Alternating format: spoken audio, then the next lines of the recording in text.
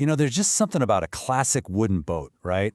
The history, the incredible craftsmanship, it's just beautiful. But that beauty, it comes with a price. It's a constant battle against nature itself. So the big question is, how does modern science step in to keep these amazing classics afloat? Well, let's dive in and find out. Okay, take a look at this. This is a perfect example of what I'm talking about. I mean, you can see those graceful lines, that solid classic build, but you can also see where time and the elements have started to win the fight. This boat is absolutely beautiful, but it's also incredibly vulnerable. It's sitting right at a crossroads, waiting for either a total rebirth or a very slow, sad decline. And that's the thing. For all the romance that comes with owning a wooden boat, there's a really harsh reality that every single owner has to face. And this reality, it has a name. In fact, you could call it the primary villain in our boat's story. And that villain is dry rot. But here's the crazy thing. The name dry rot is totally misleading. It's a complete misnomer. This fungus actually needs moisture to survive, a lot of it in fact. We're talking about a moisture content above 20% in the wood. So you give it that dampness, a little oxygen, some warmth, and it will literally eat a boat from the inside out. So, what do you do? I mean, it sounds like an impossible task, doesn't it? You're fighting a microscopic organism that's literally trying to turn your beautiful boat back into dirt. So how in the world do you fight back and win? Well, for the modern restorer, the answer lies in chemistry. There's a solution that has completely, and I mean completely, revolutionized wooden boat repair. If rot is the villain, then this is the hero's magic weapon. And what we're talking about here is a total shift in philosophy. Think about it. Traditionally, a wooden boat was designed to be flexible. It was a collection of parts that moved. You had caulking between the planks to absorb that movement, but it always failed, eventually. The modern epoxy method does the complete opposite. Instead of a flexible structure, it bonds everything together into one single, stiff, monolithic piece. It creates these waterproof joints that are, get this, often even stronger than the wood around them. And look, we're not just talking about a single tube of glue you'd buy at the hardware store. No way. This is a complete system. You've got your resins, different hardeners for different temperatures and cure times, and a whole range of fillers. You can basically tailor the mixture for almost any repair you can think of. It's like a complete chemical arsenal against decay. So what's the magic here? Why does this stuff work so well? Well, first, as an adhesive, it's a beast. It creates bonds that are way stronger than screws or nails. Second, it's an incredible moisture barrier. It completely seals the wood, basically starving any potential rot of the water it needs to live. Third, it's a fantastic gap filler, which is perfect when you're dealing with the, let's say, charming imperfections of an old boat. And finally, it's just so versatile. This one system can handle dozens and dozens of different jobs. But okay, before you can just jump in and start playing the hero with your epoxy, you have to be a doctor. You need a diagnosis. Honestly, the most important work in any restoration happens before you ever mix a single drop of this stuff. It is all about careful, honest assessment and solid planning.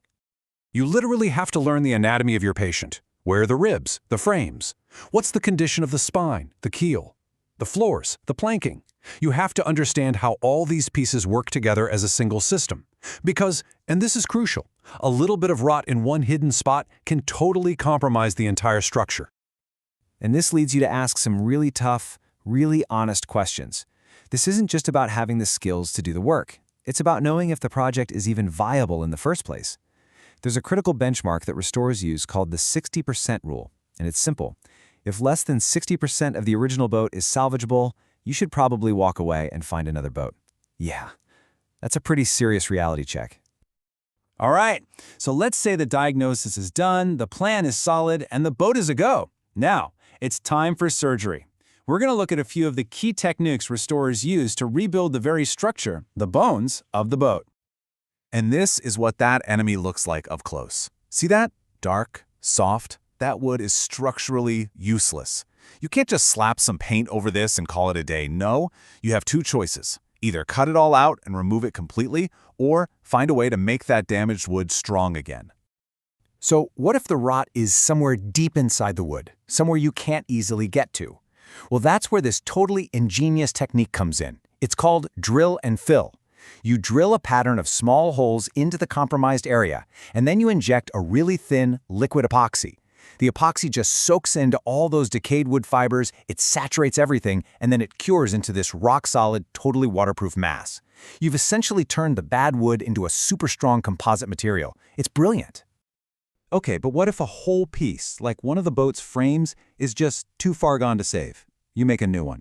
But here's the cool part. Instead of trying to find some huge, perfectly curved piece of timber, which is nearly impossible, you laminate one. You take thin, flexible strips of wood, coat them in epoxy, and bend them over a form. When it cures, you've created the exact shape you need. And the resulting part is incredibly strong, it's stable, and it's often way better than the original ever was. All right, let's talk about the boat's skin, the hull planks.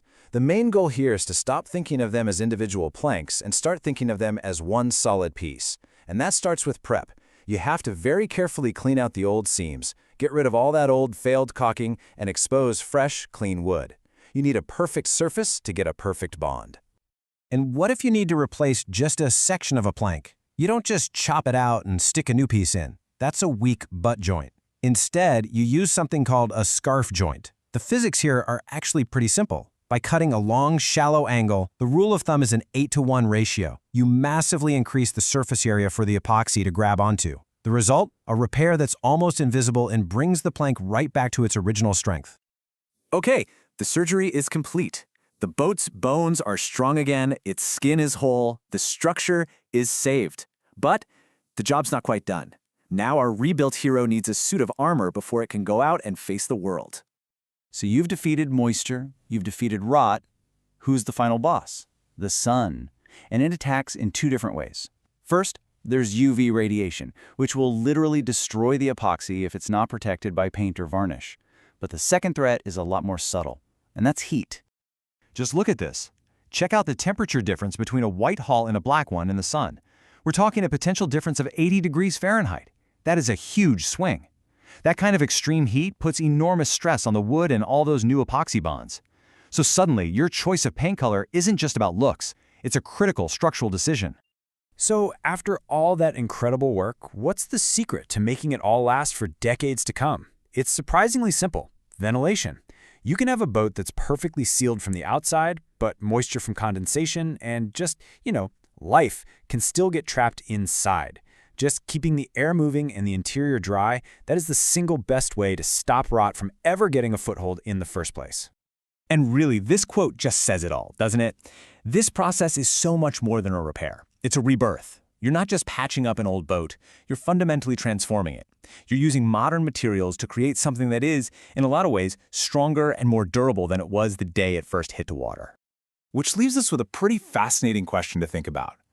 When we use modern science like this, are we messing with classic craftsmanship, or are we ensuring it can sail on forever? By embracing these methods, we're not erasing the past. We're actually giving it a future. We're allowing the beauty and the soul of these classic boats to keep sailing, stronger and more resilient than ever before.